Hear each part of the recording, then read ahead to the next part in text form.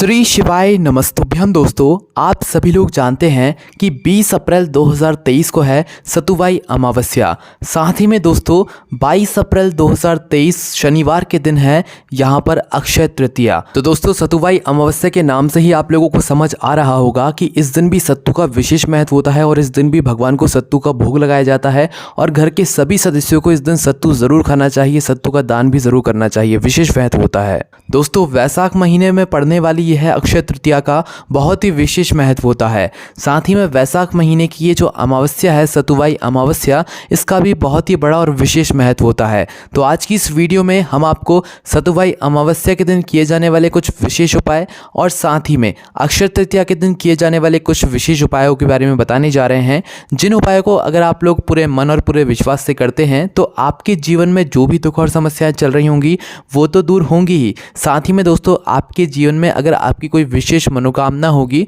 तो वो भी भगवान भोलेनाथ के आशीर्वाद से पूर्ण ज़रूर होगी। तो आप इन उपायों को ज़रूर सुनें और अच्छे से समझें, उसके बाद ही इन उपायों को करें। सबसे पहले दोस्तों हम बात करते हैं 20 अप्रैल 2023 मतलब कि सतुवाई अमावस्या के दिन के कुछ यह विशेष उपाय। चलिए दोस्तों सबसे पहले उपाय के बारे में बात करते हैं। तो दोस्तों सबसे पहला उपाय अमावस्या के दिन का ये है कि आप लोगों को इस दिन प्रातःकाल सुबह सुबह ब्रह्म मुहूर्त में उठना है। घर का कोई भी सदस्य इस उपाय को कर सकता है, ठीक है। यह उपाय अपने पितरों का आशीर्वाद लेने के लिए और अपने घर में जो है सुख और शांति पाने के लिए आप लोग कर सकते हैं, ठीक है। तो आपको इस अमावस्या के दिन वैशाख में पड़ने वाली इस अमावस्या के दिन प्रातःकाल सुबह सुबह उठना है। उठने के बाद आपको स्नान करना है, स्वच्छ होकर बिल्कुल शुद्ध हो जाना है।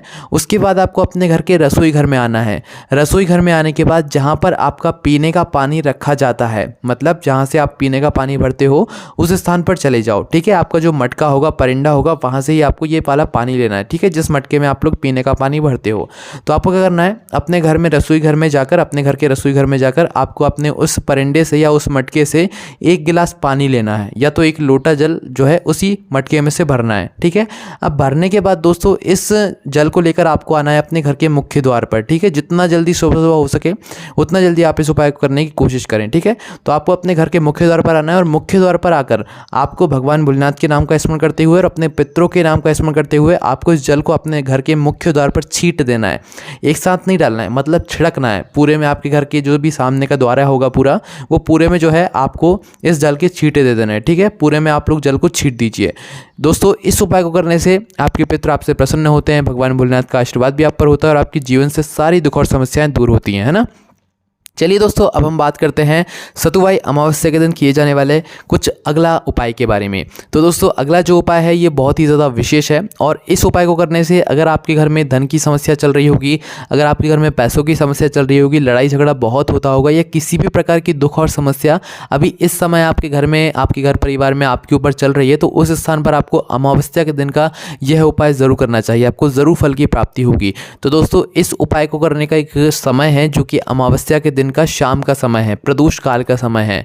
अब दोस्तों आपको इस उपाय में करना क्या है, इस उपाय में मात्र आपको एक दीपक तैयार करना है, ठीक है। तो एक दीपक सबसे पहले आप लोग ले लो, उसमें आपको रखना है दोस्तों लंबी बाती। अमावस्या के दिन हम यह दीपक लगा रहे हैं, ये उपाय कर रहे हैं, तो हम अपने पितरों के लिए यह उपाय कर रहे हैं, ठीक है। तो इसलिए यहाँ पर हमें लंबी बाती का जो है दीपक प्रज्वलित करना होगा। तो आप एक लंबी बाती ले लो, उसमें आप लोग डाल लो शुद्ध देसी गाय का घी। शुद्ध देसी गाय का घी डालकर आप इस दीपक को तैयार कर लो। लंबी बाती ही आपको उसमें रखना है, गोल बाती नहीं रखना है, ठीक है। अगर आप अपने पितरों के लिए जला रहे हैं तो लंबी बाती ही रखते हैं और अमावस्या के दिन तो लंबी बाती का ही दीपक का प्रयोग किया जाता है ना। तो आप इस तरीके के एक दीपक को तैयार कर लीजिए और अमावस्या के दिन शाम के समय प्रदोष काल में, अब प्रदोष काल समय कब से कब तक होता है, शाम का समय कब से कब तक का होता है, प्रतिदिन जो शाम के 4 बजते हैं और शाम के 4 बजे से लेकर 7 बजे का, शाम के 7 बजे के बीच का जो समय होता है ये पूरा प्रदोष काल का समय होता है, मतलब शाम का समय होता है। इस समय के बीच में ही आपको क्या करना है कि किसी भी नदी, बावड़ी या तालाब के पास जाना है, मतलब आपके घर के आसपास जो भी नदी, बावड़ी या तालाब हो, ठीक है, या कुआं हो, आपको वहाँ पर जाना है इस दीपक को लेकर, है ना। इस दीपक को ले जाने के बाद आपको इस दीपक को देखिए पानी में प्रज्वलित करके मतलब पानी में बहाकर नहीं जलाना है, ठीक है। आपको इस दीपक को वहीं पर जो घाट बना हुआ होगा नदी बावड़ी या तालाब के आसपास या जो अच्छी जगह बनी हुई होगी वहीं पर ज़मीन पर रखकर या किसी भी घाट पर रखकर आपको इस दीपक को जलाना है, ठीक है। अब यहाँ पर ध्यान देने वाली बात यह है कि हमने लंबी बाती इस दीपक में रखी हुई है तो उसका कुछ विशेष महत्व है। उसका महत्व यह है कि जो लंबी बाती है ये हम हमारे पितरों के लिए जला रहे हैं, तो इस लंबी बाती का जो मुख होगा जिस तरफ से आप ये दीपक जलाने वाले हैं वह लंबी बाती का मुख आपको दक्षिण दिशा की तरफ करके रखना है। आप जिस समय उधर खड़े हुए होंगे तो उस समय आप अपने दक्षिण दिशा देख लीजिएगा, उस दक्षिण दिशा की मतलब तरफ मुख करके आपको इस बाती का मुख कर देना है, ठीक है। और दक्षिण बाती का ही मुख करके आपको इस दीपक को अपने पितरों के नाम का स्मरण करते हुए, ठीक है, आपके जो भी पितर हैं नाम याद नहीं है तो बस अपने पितरों को जो है मन ही मन स्मरण कर लो। पितरों के नाम का स्मरण करते हुए साथ ही में भगवान भोलेनाथ के नाम का स्मरण करते हुए आपको इस दीपक को वहाँ पर प्रज्वलित कर देना और भगवान से हाथ जोड़कर प्रणाम कर लेना है, उससे आशीर्वाद ले लेना है, ठीक है। अपने पितरों से भी आशीर्वाद ले लेना है। दोस्तों इस उपाय को करने से आपके घर में जितनी भी प्रकार की दुख और समस्याएं अभी चल रही होंगी वो धीरे धीरे करके सारी दूर हो जाएंगी, ठीक है। करके ज़रूर देखिए। चलिए दोस्तों अब हम बात करते हैं अगले उपाय के बारे में। दोस्तों अगर आपके घर में किसी व्यक्ति को कोई ग्रह परेशान कर रहे हैं या बहुत ज़्यादा दुख और समस्याएं आपके घर परिवार के सदस्यों को आती ही रहती हैं, भले ही वो किसी भी प्रकार की हो, नौकरी नहीं लग रही हो, धन की समस्या हो या रोग बीमारी ने घेर कर रखा हुआ हो, तो उस स्थान पर भी आपको अमावस्या के दिन का यह उपाय ज़रूर करना चाहिए। इस उपाय को करने का भी एक समय है। इस उपाय को आपको अमावस्या के दिन प्रातःकाल सुबह मतलब सुबह 10 बजे से पहले इस उपाय को पूरा कर लेना है विशेष रूप से, ठीक है। तो करना क्या दोस्तों, इस उपाय में आपको ज़रूरत पड़ेगी एक बेल के फल की, है ना। तो आपको एक बेल का फल ले लेना है। उस बेल के फल के अंदर का पूरा जो गुर्दा होगा, जो भी चीज़ होगी अंदर बेल के फल के अंदर, वो पूरी बाहर निकाल लेनी है, ठीक है। उसका कोई काम नहीं है ना। तो बेल के फल के अंदर का गुर्दा पूरा आप लोग बाहर निकाल लो। बाहर निकालने के बाद खाली आपका जो है बेल का फल बचेगा। अब उस बेल के फल के अंदर जिससे जो आपने गुर्दा निकाला है वहाँ पर अब खाली जगह हो जाएगी, ठीक है। तो अब आपको करना क्या है कि जो आपने खाली जगह बनाकर रखी है इसके अंदर आपको भरनी है पंजीरी। तो पंजीरी आपको अपने घर के रसोई घर में जाकर बनानी पड़ेगी। पंजीरी बनाने के लिए आपको आटा लेना है, आटे को अच्छे से सेक लेना है, उसमें शक्कर मिलाना है, शुद्ध देसी गाय का घी मिलाना है और इस प्रकार से ये आटे का प्रसाद या पंजीरी बना लेना है, ठीक है। पंजीरी को बनाने के बाद इस पूरी पंजीरी को आपको उस बेल के फल के अंदर डाल देना है, ठीक है। डाल दिया आप लोगों ने। अब डालने के बाद दोस्तों आपको करना क्या है कि यह बेल का फल लेकर जाना है अपने घर के सभी मतलब जो भी कोने होंगे आपके घर का पूरा जो एरिया होगा पूरे में आपको घुमा लेना है, ठीक है। अपने घर के पूरे एरिया में घुमाने के बाद आपके घर में जितने भी सदस्य हों सभी के सदस्यों के हाथों से इस मतलब बेल के फल को जो है आपको छुआ लेना है, ठीक है।